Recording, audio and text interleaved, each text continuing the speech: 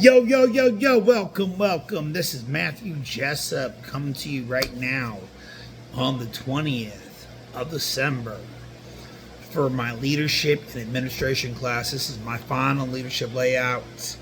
I am reading this verbatim from my presentation. So, some questions I've gotten over the chapters and stuff. So, the exploration of leadership evaluations in this chapter offers valuable insights into how effective leadership can drive significant and positive change within teams and organizations, such as this has inspired me to reflect on my own professional journey and varied management styles. Helped me out a lot. I have encountered along the way. A particularly engaging aspect was in discussions on correction in my leadership style. It remains me of my experience with a manager who often employed corrective tactics. Need that, definitely corrective tactics. For example, the manager closely monitored the length of conversations between employees. Need to, definitely. Make sure there's no inappropriateness going on within the company and all HR standards are being upheld to.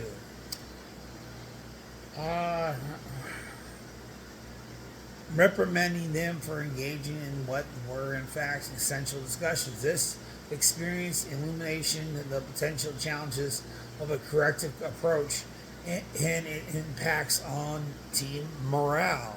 So when you know where you lie, within company boundaries, rules, and regulations, then it's a smooth operation.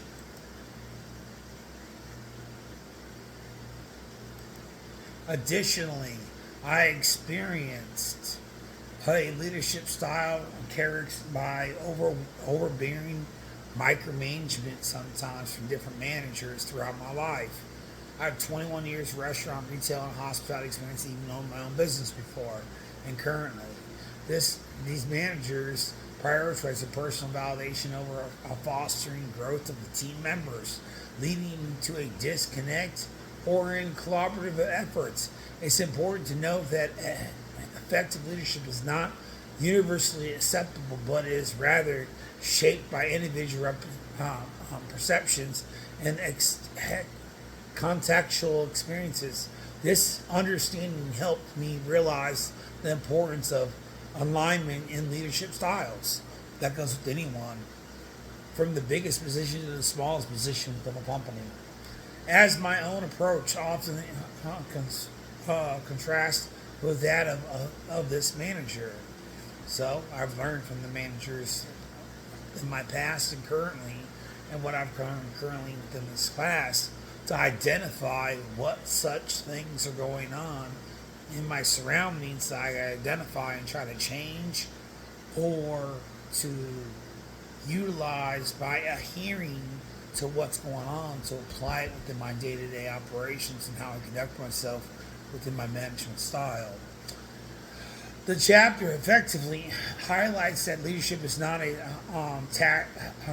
statistic concept or it involves in response for the changing expectations and perspectives of team members.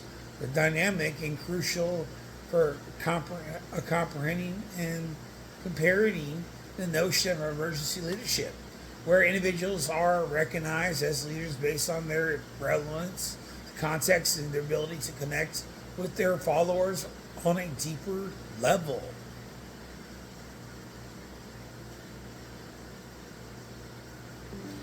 Definitely always need to connect with different levels of management, from a teenager being a manager to a person in their 20s is starting off to kind of like getting that authority mature level without the training wheels management position like a GM or assistant GM or a shift lead.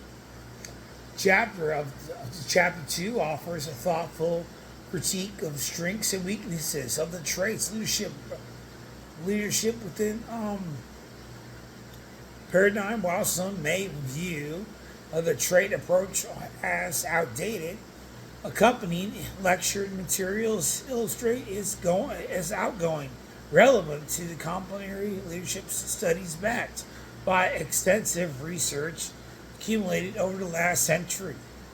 From the Norhaus book, what they put together on page 21, page 103, Norhaus synthesizes a wealth of inspirational and findings of identifying 5 essential traits linked to effective leadership: intelligence, self-confidence, demonstration, integrity, and accessibility.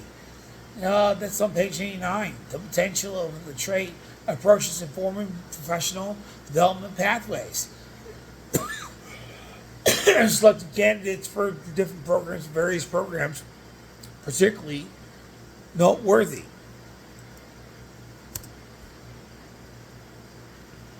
So I could definitely say that, like, prime example, that these characteristics in response to changes over time. For instance, traits highlighted in Maine in 1959, such as most reflect in priorities of the air and prompt important discussions about their relevance today, especially in the current political climate. Steve Jobs is cited as compelling case studies, showcasing his steadfast belief in his products despite external criticism. So if Steve Jobs actually took criticism to what people were saying around him, I really don't think Apple be what it is today, because people wanted them to dial it down, go along the norm, not think outside the box. Sometimes a manager, if he sees something wrong, or a person who's in place of leadership and sees something that's not, seems a little off, and sometimes they need to step in and identify what needs to be done or needs to be changed to have a smoother operation, a better ran company. So, particularly resonates with me. It illustrates real world challenges and leaders in the face, and explains demonstrations involves a focus climate into goals, particularly in the relevance needed to navigate obstacles. So fosters resilience in leaders, but also empowers them to guide their followers effectively during trying times. So, with that saying, this chapter introduces a leadership methodology and assesses the development stage of followers aiming to determine the most effective leadership style. Why this approach is widely regarded and is beneficial, it also faces critiques regarding the challenges and accuracy guiding followers' development levels. The model represents a flexible and practical framework that emphasizes adapting to the needs of followers by promoting mindfulness, awareness, representatives, support, and fosters an environment for both leaders and followers. So I definitely agree with it. You always have to have a stead balance in awareness of what's going on within your environment and what's fostering within leadership, what needs growth. However, I observed that seems to be limited implementations of this methodology in the real world settings. This observation highlighted a potential area for growth in leadership practices as leveraging and model could enhance team dynamics over effectiveness. Definitely agree on that. So, recap. Basically, took what information from all the discussions, did a little bit this, a little bit that, kind of like doused it with my own take. Um, I would say that this this class has inspired me to become a better leader. This class is kind of like help open up my eyes to things I've been doing wrong throughout my life, and I think it's going to help me become a better leader for tomorrow. So, with that saying, I would definitely recommend anyone taking this class to really wake up listen to your instructor, listen to the book, read the book, and sit back, relax. Because this book is very, very helpful. And I think you will not be disappointed if you actually took this class and read this book. Anyways, Merry Christmas, everyone. You all have a good one.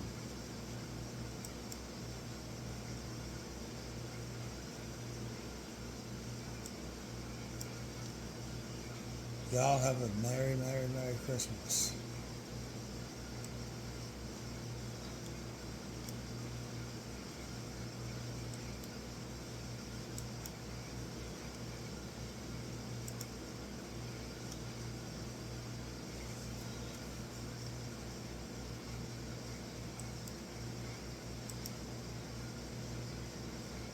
Anyways, Merry Christmas, guys. This is Matthew Jessup signing off.